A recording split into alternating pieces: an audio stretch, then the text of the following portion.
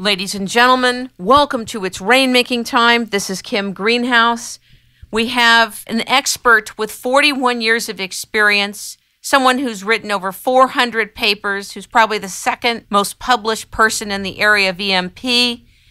His name is Bill Radasky. He is University of California at Santa Barbara Ph.D. in this area.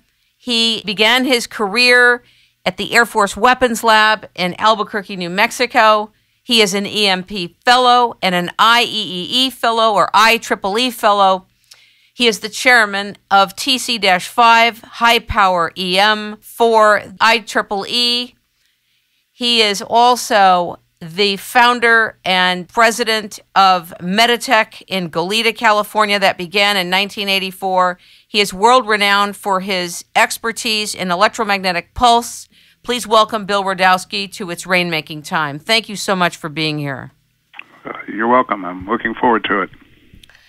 Why are you in this business? What are you doing? 400 papers in 41 years. You're tracking something, and I think you have a tiger by the tail. What's going on?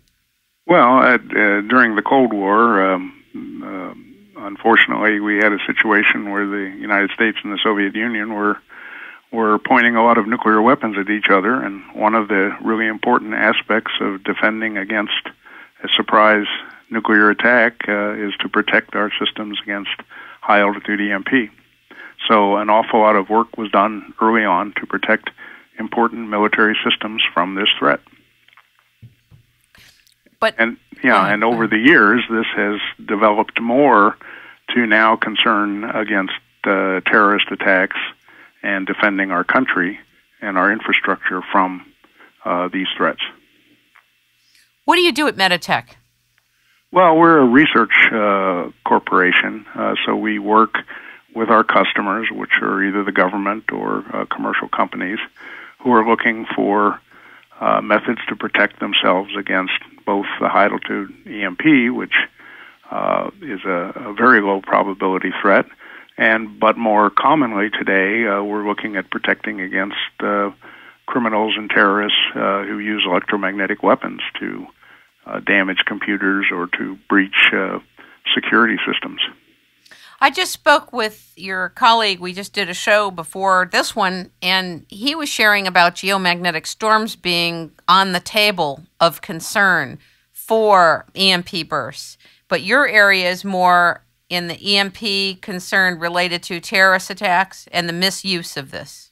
Yes, that's correct. Although, as my colleague was mentioning previously, there is a close relationship between part of the electromagnetic signal that comes from a high-altitude burst and a geomagnetic storm. And the reason that's important is the protection techniques for both of those are the same. Explain that. Well, the way it works with electromagnetic signals is depending on the frequency of the signal, it affects different types of infrastructures and different types of cables and wiring.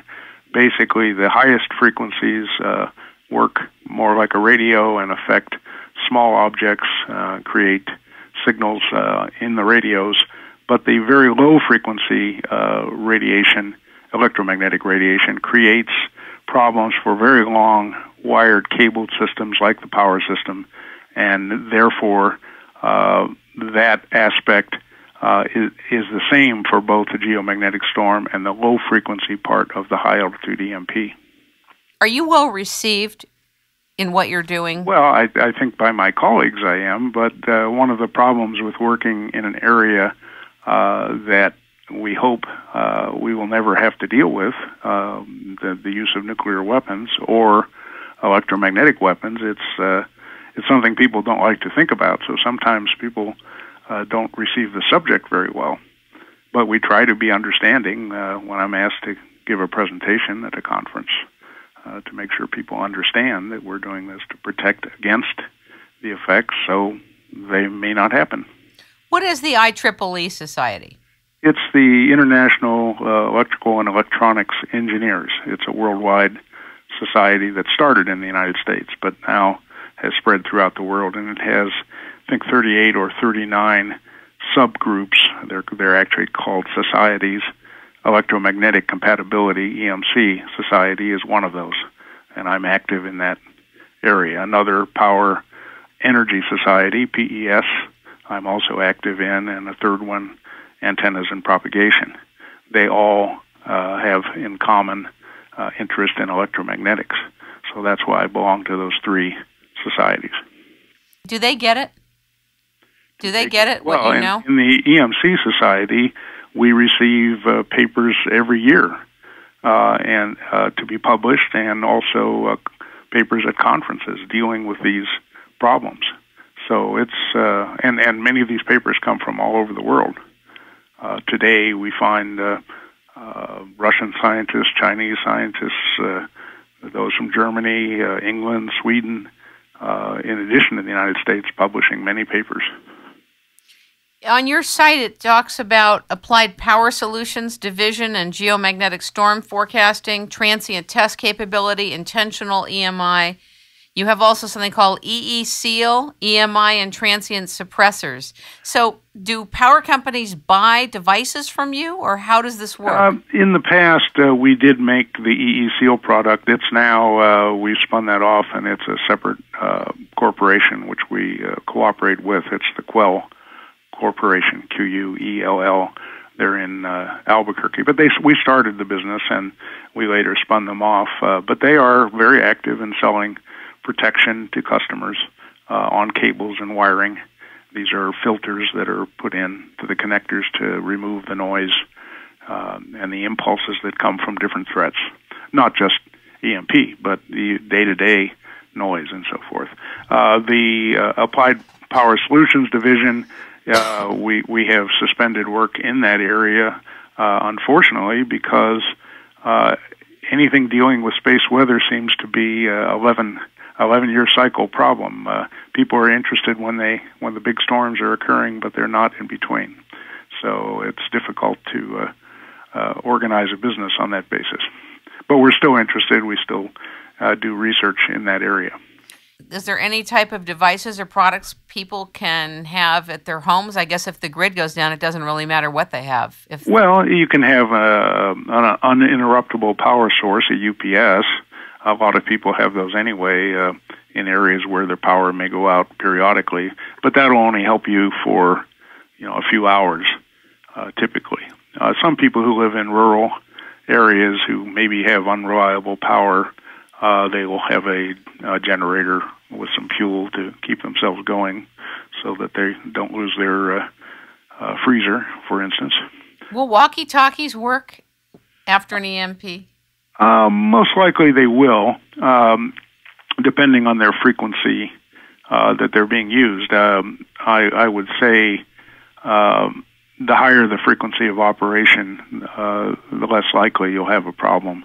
The high-altitude EMP tends to be at frequencies below several hundred megahertz, which is the band for FM radio.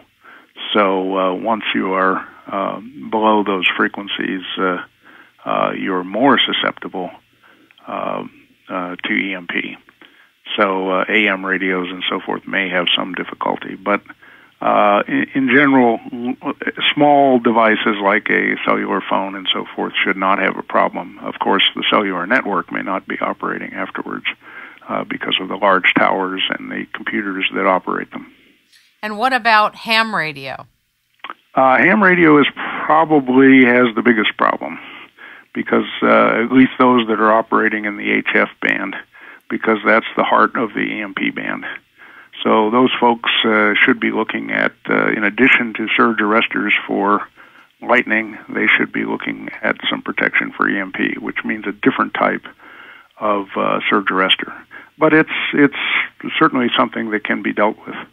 Isn't that an emergency kind of network? The ham operators and those that are using walkie-talkies, isn't that for emergency purposes a lot?